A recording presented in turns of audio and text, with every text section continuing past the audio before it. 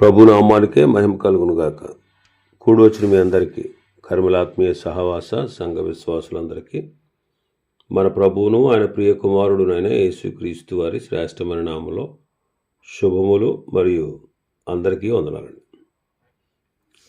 ఇర్మియా గ్రంథం 17వ అధ్యాయాన్ని మనం ధ్యానం చేసుకుంటున్నాం. ఇర్మియా గ్రంథం 17వ అధ్యాయం. ఇందులో ముఖ్యమైన అంశం ఏంటంటే దేవుని ఆశ్రయించుట మరియు విశ్రాంతి దినమును గూర్చి రాయబడింది. గత దినం మొదటి 4 వచనాలు ధ్యానం చేసుకున్నాం. యోధా వారి యొక్క పాపము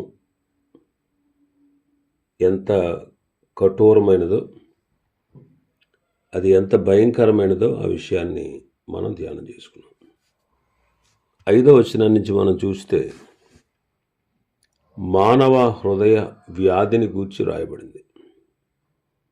5వ వచనం నుంచి 11వ వచనం వరకు.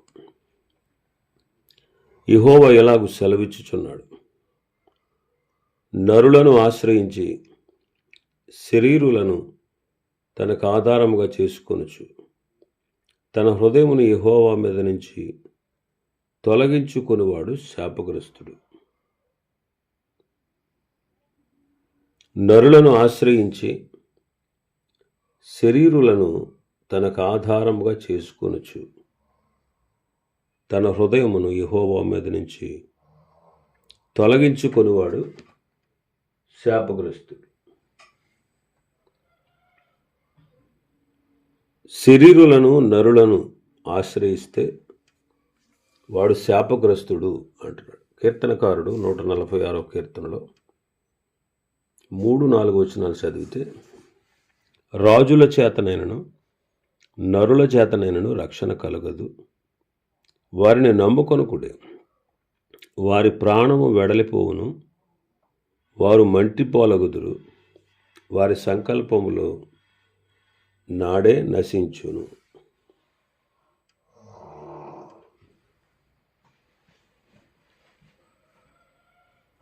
రాజుల చేతనైనా నరుల చేతనైనా రక్షణ కలగదు. 118వ కీర్తన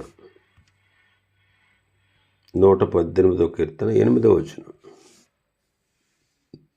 మనుషులను నమ్ముకొనుట కంటే యెహోవాను ఆశ్రయించుట మేలు, రాజులను నమ్ముకొనుట కంటే యెహోవాను ఆశ్రయించుట మేలు.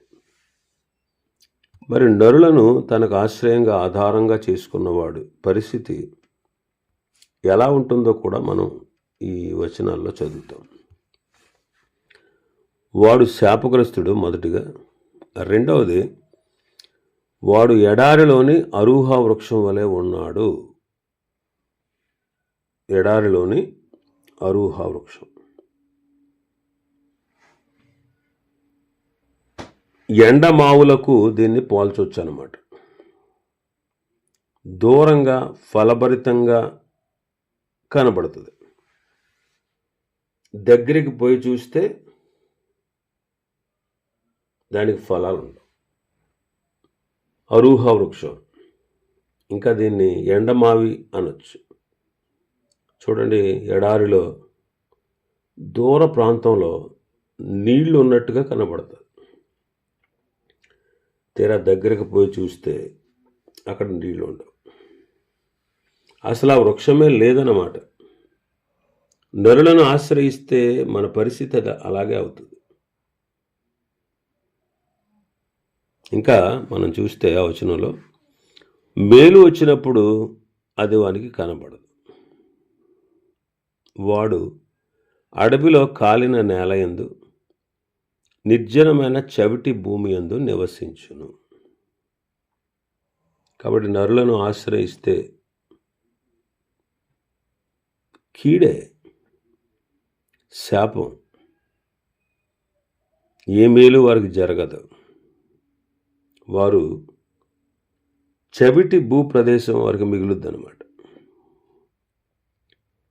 మరి ప్రభువును ఆశ్రయించిన వాడు 7వ వచనంలో, యెహోవాను నమ్ముకున్నవాడు ధన్యుడు, యెహోవా వానికి ఆశ్రయముగా ఉండును. వాడు జలముల నొద్ద నాటబడిన చెట్టు వలె ఉండును.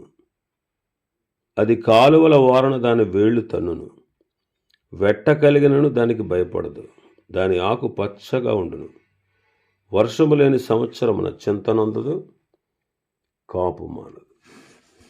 ప్రభువును ఆశ్రయించిన వాడు ధన్యుడవుతాడు. దేవుడే వారికి ఆశ్రయముగా ఉంటాడు. మరి వాడు ఎక్కడ ఉంటాడంట? జలముల యొద్ద నాటబడిన చెట్టు వలె ఉంటాడు. జలములు, యెహోవాయే జీవజలముల ఓట. జీవజలముల ఓట అయిన నన్ను విసర్జించారు అని ఇర్మియా గ్రంథం మొదట్లో మనం చదువుతాం. తండ్రి అయిన యెహోవా జీవజలముల ఓట. కుమారుడైన యేసుక్రీస్తు ఆయనే జీవాహారం.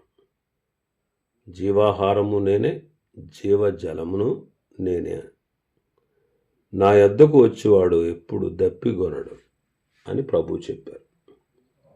కుమారుడైన క్రీస్తు.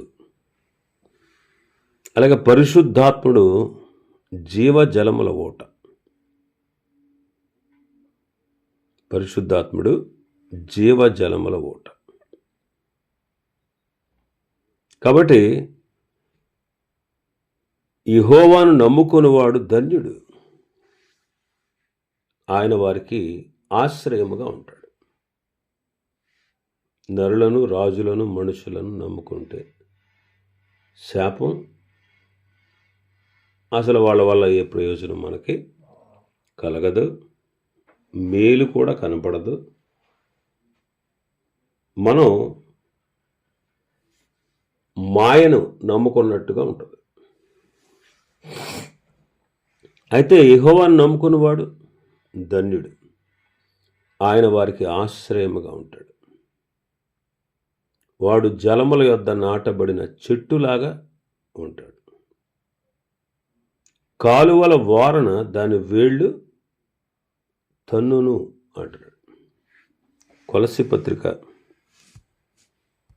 2వ అధ్యాయం 6వ వచనం.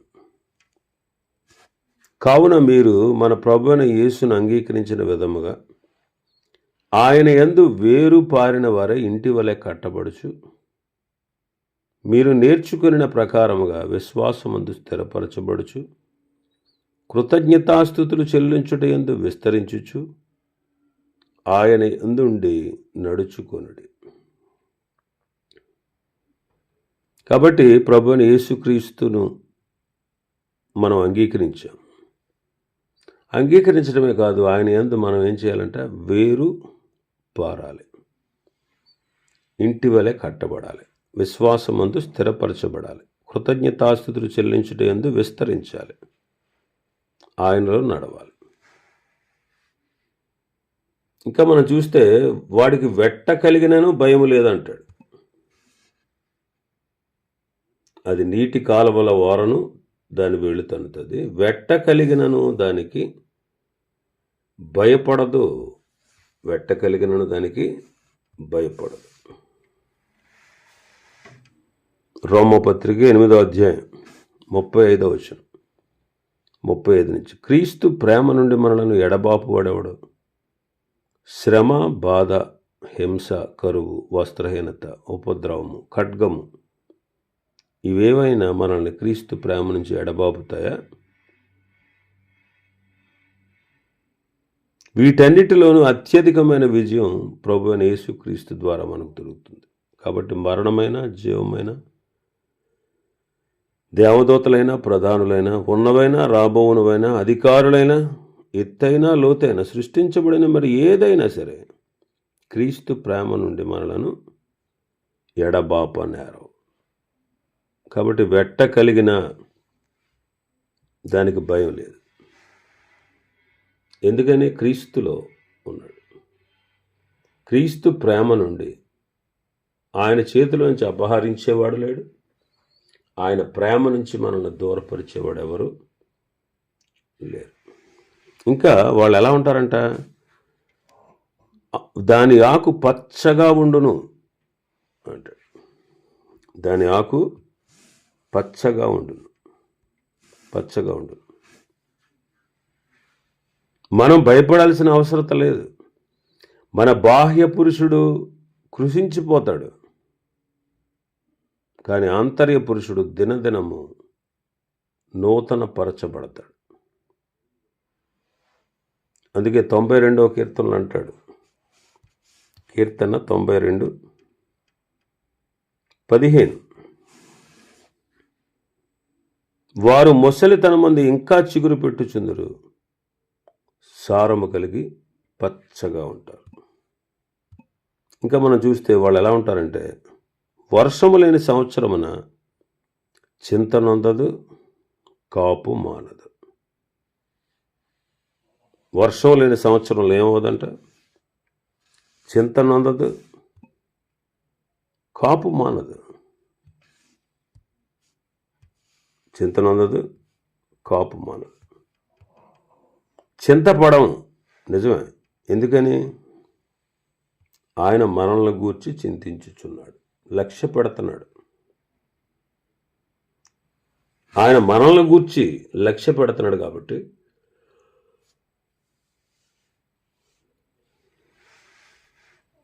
మనం చింతించాల్సిన అవసరం లేదు. అందుకే పేతురు మొదటి పత్రిక 5వ అధ్యాయం 7వ వచనం, ఆయన మిమ్మును గూర్చి చింతించుచున్నాడు గనుక మీ చింత యావత్తు ఆయన మీద వేడి.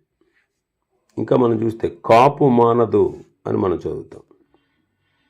కాపు మానదు, ఫలిస్తారన్నమాట. ఫిలిప్పీ పత్రిక మొదటి అధ్యాయంలో మనం చూస్తే 9-11 వరకు, మీరు శ్రేష్టమైన కార్యాలు వివేచింపగలవారొకటకు మీ ప్రేమ తెలివితోనూ సకల విధములైన అనుభవ జ్ఞానముతోనూ కూడినదై అంతకంతకు అభివృద్ధి పొందాలని, ఇందువలన దేవునికి మహిమ స్తోత్రము కలుగునట్లు మీరు యేసుక్రీస్తు వలనైన నీతి ఫలములతో నిండుకున్న వారై క్రీస్తు దినం వరకు నిష్కపటులను నిర్దోషులను కావాలని ప్రార్థించుచున్నాం. కాబట్టి కాపు మానదు, ఫలిస్తారనమాట, ఫలిస్తారు. ఇంకా మనం చూస్తే 9వ వచనం, హృదయం అన్నిటికంటే మోసకరమైనది, అది ఘోరమైన వ్యాధి గలది, దానిని గ్రహింపగలవాడెవడు అంట. మానవ హృదయం ఘోరమైన వ్యాధి కలది. ఈ వ్యాధి లక్షణాలు మార్కు సువార్తలో చూస్తాం. మార్కు సువార్త 7వ అధ్యాయం 21 నుంచి మనం చదివితే, లోపల నుండి అనగా మనుషుల హృదయములో నుండి దురాలోచనలు, జారత్వములు, దొంగతనములు, నరహత్యలు, వ్యభిచారములు, లోభములు, చెడుతనమును, కృత్రిమము, కామ వికారము, మత్సరము, దేవదోషణ, అహంభావము, అవివేకము వచ్చును. ఈ చెడ్డవన్నీ లోపల నుండి బయలువెళ్ళి మనుష్యుని అపవిత్రపరుచునని ఆయన చెప్పాను. కాబట్టి హృదయము ఘోరమైన వ్యాధి కలది. ఇందులో 13 దుర్గుణాలు ఉన్నాయి. ఇవి శుద్ధి కావాలి. అందుకే హృదయ శుద్ధి గలవారు ధన్యులని మనం చదువుతాం. మరి మన హృదయం శుద్ధి కావాలి, మనం పరిశుద్ధులం అవ్వాలంటే క్రీస్తును మనం ఆశ్రయించాలి. ఆయన రక్తములో మనం కడగబడాలి. విశ్వాసం ఉంచి రక్షణ పొందాలి. ఒకవేళ విశ్వాసం ఉంచకపోతే తీర్పు తప్పదు. మన నిమిత్తము తీర్పు పొందిన క్రీస్తు మన నిమిత్తమే తీర్పు పొందాడు. మన నిమిత్తము తీర్పు పొందిన క్రీస్తునందు మనం విశ్వాసం ఉంచితే మనం రక్షణ పొందుతాం. ఇంకా మనం చూస్తే మన భాగంలోకి వస్తే 10-11 వచనాలు, ఒకని ప్రవర్తనను బట్టి వాని క్రియల ఫలము చొప్పున ప్రతీకారము చేయుటకు యెహోవాను నేను హృదయమును పరిశోధించువాడును, అంతరింద్రియములను పరీక్షించువాడు.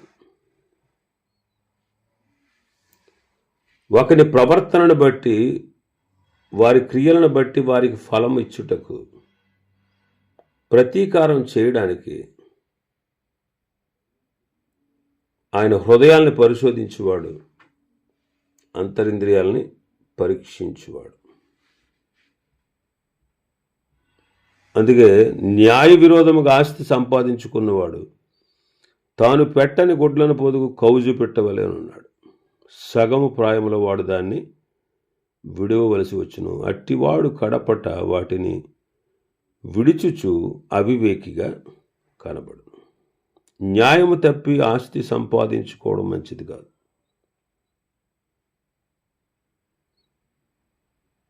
మనం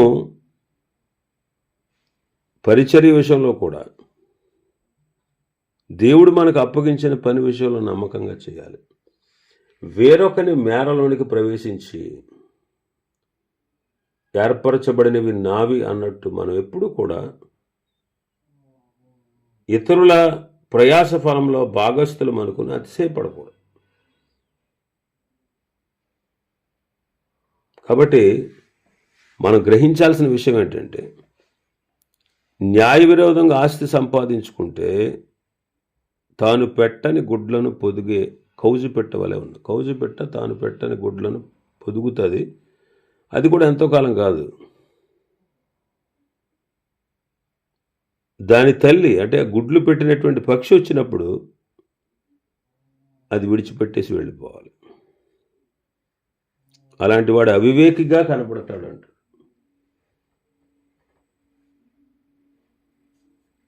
కాబట్టి మనం చెయ్యనటువంటి పరిచర్య మనదన్నట్టుగా ఇతరుల పరిచర్యలో దూరిపోయి మనం దాన్ని నాది అని మనం ఊహించుకుని ఇతరులను ఇబ్బందికరంగా ఉండకూడదు. చూడండి, నేటి దినాల్లో సంఘాలు కట్టేవారు కొత్తగా ఆత్మను రక్షించి కట్టట్లేదు. ఎవరో చేసిన దాన్ని ఫలాన్ని మాది అన్నట్టుగా ప్రవర్తిస్తూ ఉన్నారు. ఇంకా మనం చూస్తే 12వ వచనం నుంచి చూస్తే, ఉన్నత స్థలము నుండి మహిమగల సింహాసనము మొదటి నుండి మా పరిశుద్ధాలయ స్థానం. మహిమా సింహాసనం మొదటి ఉన్నత స్థలం. ఇక్కడ రాయబడినటువంటి మాట ఏంటంటే, మహిమా సింహాసనమా, మొదటి నుండి ఉన్నత స్థలమా, మా పరిశుద్ధాలయ స్థానమా.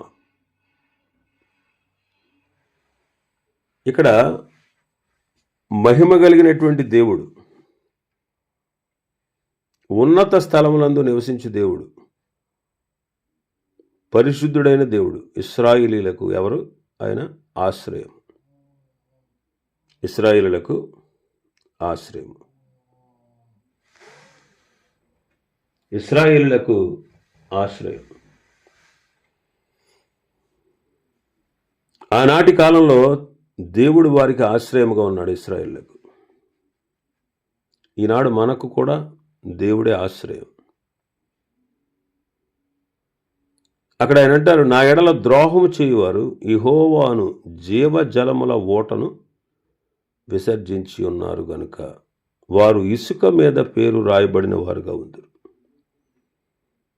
దేవుణ్ణి వారు విడిచిపెట్టేశారు. అందువల్ల వారు ఇసుక మీద పేరు రాయబడిన వారుగా ఉన్నారు. ఇసుక మీద పేరు రాయబడిన వారుగా ఉన్నారు అంటే వాళ్ళకు సిగ్గు కలుగుద్ది, వాళ్ళు తుడిచిపెట్టబడతారు. ఈనాడు మనం కూడా ఆలోచన చేస్తే క్రీస్తును మనం కలిగి ఉండాలి, క్రీస్తులో మనం నడుచుకోవాలి, క్రీస్తు యేసునందు ఉండాలి. ఆయనకు వేరుగా ఉండి మనం ఏమీ చేయలేం. నాకు వేరుగా ఉండి మీరు ఫలించలేరు అంటారు ప్రభువైన యేసుక్రీస్తు వారు. యోహాను సువార్త 15వ అధ్యాయంలో ప్రభువునకు వేరుగా ఏమీ చేయలేం. కానీ ఇశ్రాయేలీయులకు ఆశ్రయమగు దేవుణ్ణి వారు విసర్జించారు. పరిశుద్ధ దేవుణ్ణి, మహిమగల దేవుణ్ణి, ఉన్నత స్థలమందు సింహాసనాసీనుడైనటువంటి దేవుణ్ణి వారు విసర్జించారు. కనుక వారికి సిగ్గు. ఆయన ఎడల ద్రోహం చేశారు. ఆయన విసర్జించారు. కాబట్టి వారు మాయ అయిపోతారు. ఇసుక మీద పేరు రాస్తే ఉంటుందండి? బండ మీద రాస్తే ఉంటుంది స్థిరంగా. ఇసుక మీద రాస్తే గాలికో లేకపోతే వరద ప్రవాహానికో కొట్టుకుపోద్ది, కనపడకుండా పోద్ది.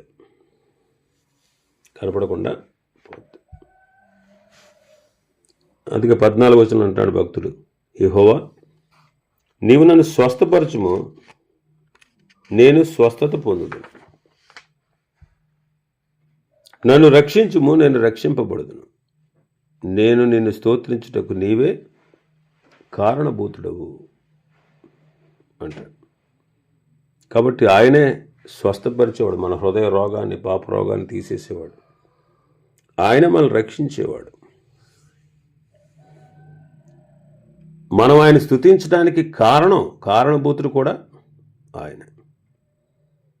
15 వచనంలో వాళ్ళు ఏమంటున్నారు? యెహోవా వాక్కు ఎక్కడ ఉన్నది, దాన్ని రానిమ్ము అంటున్నారు. యెహోవా వాక్కు ఎక్కడ ఉన్నది? చెప్పనే, ఏం చెప్తాడు ఆయన అంటే దేవుని యొక్క మాటను వారు నిర్లక్ష్యపెడుతున్నారు.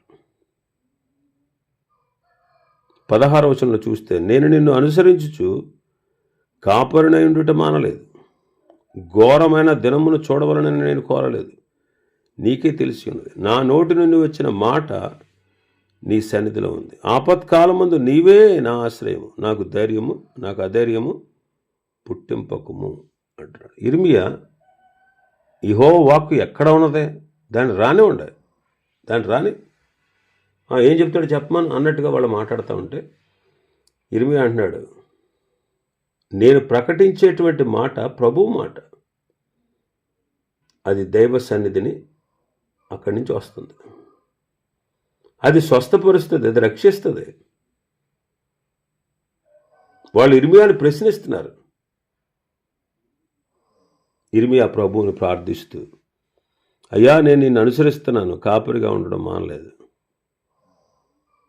నా నోటి నుంచి వచ్చిన మాట నీ సన్నిధిలో నుంచే వస్తుంది. ఆపత్కాలమందు నీవే నాకు ఆశ్రయం. వీళ్ళు ఎదురు తిరిగిన, వీళ్ళు దూషించిన, ద్వేషించిన, నాకు ధైర్యం పుట్టించేవాడు నీవే. నన్ను సిగ్గుపడనీయక నన్ను తరుమువారు సిగ్గుపడేటట్లు చేసేవాడు నీవే. నన్ను దిగులు పడనివ్వకుండా వారు దిగులు పడేటట్లు చేసేవాడు. వారికి ఆపద్దినం రప్పించేవాడు. రెట్టింపు నాశనంతో వారిని నశింపచేసేవాడు అంట. కాబట్టి ప్రభు ధైర్యం పుట్టించేవాడు. భక్తుడు ఇక్కడ ప్రార్థన చేస్తున్నాడు, వాళ్ళని సిగ్గుపడేటట్టు చేయి, వాళ్ళు దిగులు పడేటట్టు చేయి, వారికి ఆపద్దినం రప్పించు, రెట్టింపు నాశనంతో వారిని నాశనం చెయ్యి అంటున్నాడు. ఇది ఇర్మియా ప్రార్థన. ఇది పాత నిబంధన కాలము నాటి భక్తుల ప్రార్థన. మరి క్రొత్త నిబంధనలోనూ క్రీస్తును కలిగి ఉన్న తర్వాత మనం ఖచ్చితంగా శత్రువును కూడా ప్రేమించాలి. హింసించి వారి కోసం ప్రార్థన చేయాలి. ఇంకా 19వ వచనం నుంచి ఆఖరి వరకు మనం చూస్తే విశ్రాంతి దినమును గురించి చెబుతున్నాడు. యెహోవా నాకు ఎలాగూ సెలవిచ్చి ఉన్నాడు, నీవు వెళ్ళి యోధారాజులు వచ్చుచూ పోవుచూ నుండు జనుల గుమ్మమునను యెరూషలేము గుమ్మములన్నిటిను నిలిచి జనులలో దీనిని ప్రకటన చేయము. యోధారాజులారా, యోధావారులారా, యెరూషలేము నివాసులారా, ఈ గుమ్మములలో ప్రవేశించు సమస్తమైన వారులారా, యెహోవా మాట వినుడి. ఆయన ఏమని చెబుతున్నాడంటే, ఆయన ఈ విషయంలో జాగ్రత్త పడండి. విశ్రాంతి దినమున మీరు ఏ బరువు మోయకూడదు, యెరూషలేము గుమ్మముల గుండా ఏ బరువు తీసుకురాకూడదు. విశ్రాంతి దినమున మీ ఇండ్ల నుండి ఏ బరువును మోసుకుపోకండి, ఏ పని చేయకండి. నేను మీ పితరులకు ఆజ్ఞాపించినట్లు విశ్రాంతి దినమును ప్రతిష్ఠిత దినముగా ఎంచుకోండి. దేవుడు 7వ దినాన్ని విశ్రాంతి తీసుకున్నాడు. విశ్రాంతి దినాన్ని పరిశుద్ధపరిచాడు. ఇశ్రాయేలులకు అందరికీ అది కట్టడ. ఆయన తీసుకున్న విశ్రాంతి దినం 7వ దినాన్ని తర్వాతి కాలంలో వారికి ఆజ్ఞగా ఇచ్చాడు.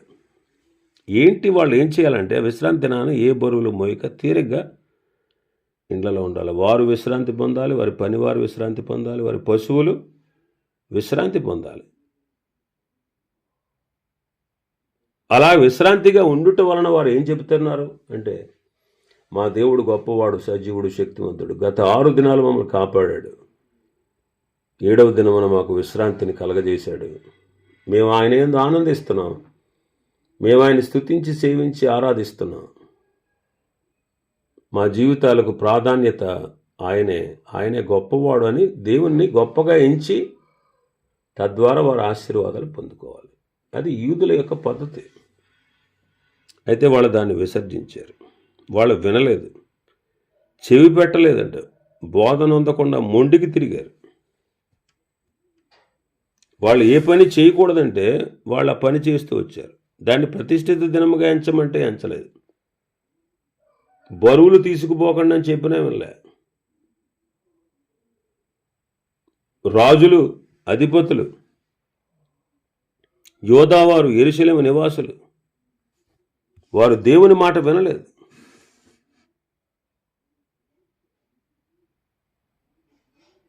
వాళ్ళు ఎంత చెప్పినా వారు దానికి చెవి యొక్కలేదు. కాబట్టి వారిని శిక్షిస్తానన్నాడు. వారిని శిక్షిస్తాను. అయితే దాన్ని దేవుడు చెప్పినట్టుగా వింటే దేవుడు వారిని క్షేమంగా ఉంచుతాడు. ఒకవేళ వినకపోతే 27వ వచనం, అయితే మీరు విశ్రాంతి దినమును ప్రతిష్ఠిత దినముగా ఎంచి ఆ దినమున బరువులు మోసుకొనుచు యెరూషలేము గుమ్మంలో ప్రవేశింపకూడదని నేను చెప్పిన మాట మీరు వినని ఎడల నేను దాని గుమ్మములలో అగ్ని రగులుబెట్టేదను, అది యెరూషలేము నగరులను కాల్చివేయను, దాన్ని ఆర్పుటకు ఎవ్వనికిని సాధ్యము కాకపో.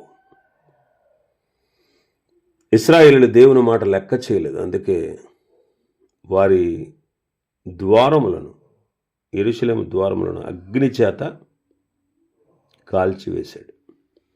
మనం కూడా అంతే. మనం ప్రభు మాట లక్ష్య పెడితే దీవెన, లక్ష్య పెట్టకపోతే శిక్ష. ఆ విషయంలో మనం గుర్తించి మనం యథార్థంగా నడుచుకోవాలి. కాబట్టి ఆయన మాట వింటున్నామా లేదా అనే దాన్ని మనం పరీక్షించుకోవాలి. ఇవి ఈ అధ్యాయంలో ఉన్నటువంటి విషయాలు.